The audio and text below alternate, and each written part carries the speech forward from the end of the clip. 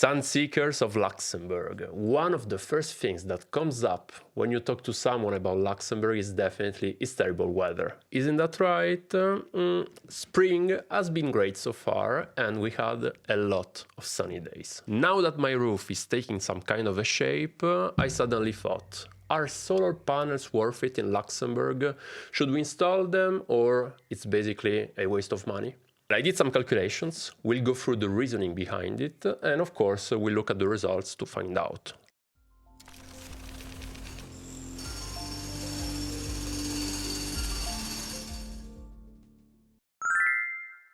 A photovoltaic installation is composed of solar panels. They will generate electricity using solar rays. What can we do with this energy? For my project, I did not count a battery. We will plan to use the electricity for ourselves, own consumption, and eventually inject any overproduction into the grid. First thing to know when you are assessing an investment like this is the cost of the installation. In my case, we have 10,453 euros without TVA. The size of the solar panels, I can install 15 panels of 450 watt.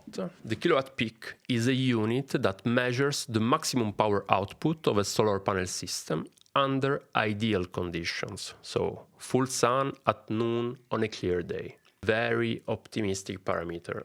Now the solar yield. In Luxembourg, 1 kilowatt peak can basically produce between 900 and 1,800 kilowatt hour per kilowatt peak per year. The solar yield depends on the orientation and position of the panels. And of course, other external factors such as shading, are there any obstacles between the panels and the sun, and so on. With these two values, we can calculate the annual production. I have two estimates here. One is based on a low solar yield and the other for a good annual production. In my case, I'm counting a good annual production because my panels are on a roof that has very good conditions, facing south. There are no obstacles and no shade. Finally, CO2 avoided just for the fun. We are avoiding 4,455 kilos of CO2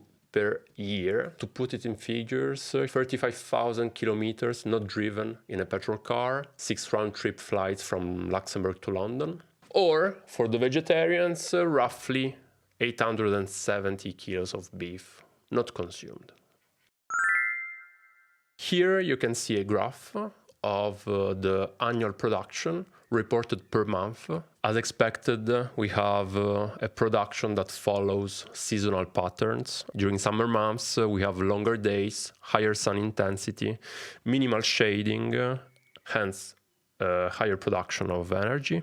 On the other hand, in winter months, shorter days, lower sun intensity, potential snow cover, lower production of energy. So now that we have the cost, the size, and the production, we need to look at consumption estimation. In this case, if you have data on your consumption, you can basically input everything and have a realistic number. I'm totally estimating everything, and we'll see. I will probably come back to this model to see if my estimates are correct or not. I try to think about all the possible electrical equipments in the house. Okay, since it is a passive house, we'll have a ventilation system which operates full-time from the technical sheets. Basically, I'm estimating 1,600 kilowatt hours of consumption per year. I have a heat pump. This is also a big energy consumption. I took the estimated annual heating demand from my energy passport. For heating pumps, you need to look at the COP, coefficient of performance. I'm calculating a coefficient of 3.5. For 1 kilowatt hour of electricity consumed, the heating pump gives back 3.5 kilowatt hour of heating energy. Okay? Based on this coefficient, you see here the calculation, I have a final estimation of consumption of my heating pump.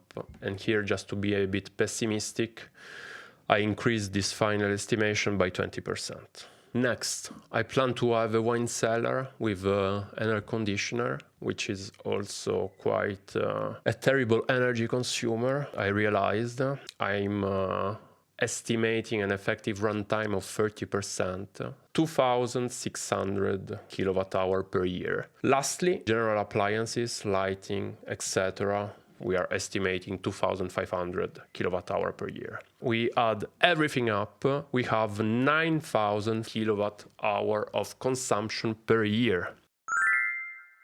Let's talk about self-consumption for a moment. Typically, on a solar panel installation without battery, we will produce energy during the day and we will consume it if in the household there is demand of energy. Otherwise, you will directly inject it into the grid. Or, last case, but it's not my case, if you have a battery, you can basically store the energy. For self-consumption, here are some data. So I'm taking an average electricity price of 25 cents per kilowatt hour. After that, we have an average electricity injection price, 8 cents per kilowatt hour. We are estimating a self-consumption rate of 40%. If we are producing 7,500, the self-consumed energy will be 40% of that.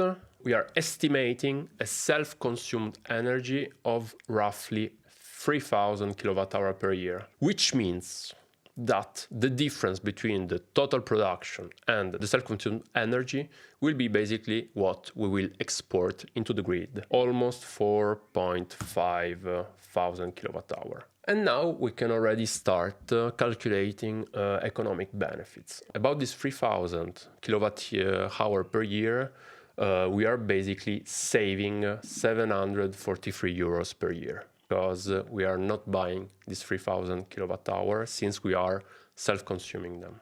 Okay. On the other hand, we will export 4,400 kilowatt hour per year. We are selling them at 8 cents per kilowatt hour, thus an income from injection of 356 euros. And we have a total benefit of 1,099 euros per year. Now, let's look at electricity costs. So, total consumption, self-consumed energy, almost 3,000 kilowatt hour, electricity to buy. Since we are just self-consuming the 40% of what we are producing, the remaining 60%, so the difference between consumption and self-consumed energy, will be bought from a supplier. So we are buying 6,000 kilowatt hour per year at the cost of 25 cents, 1,500 euros. From this, we will deduce the income from injection, 1,286 euros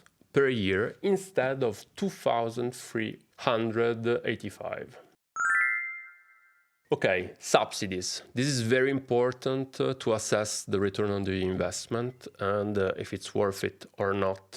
You have to know that Luxembourg is pushing very hard for photovoltaic installation. You can look at the Climagence website, which is very well done, to see in what case you are falling into. If you sign today, you are guaranteed at least 50% on the installation. In my case, we have a potential subsidy on investment of 62.5%. The initial investment, after the subsidy, the real cost of the installation will be 4,233 euros. I did a cash flow here. I'm taking into account the annual benefit per year. You see at the 4th year, we are already in a net positive saving. I counted in an inverter replacement at year 13. 25 years, the savings are roughly 20,000 euros. And of course, you can play with this model, but overall, I think it's a good investment. Okay. Not financial advice, of course. Last point that we did not discuss yet is about battery. What does the battery do? Basically, when you are not instantly consuming the energy that you're producing, you can store it and consume it during night.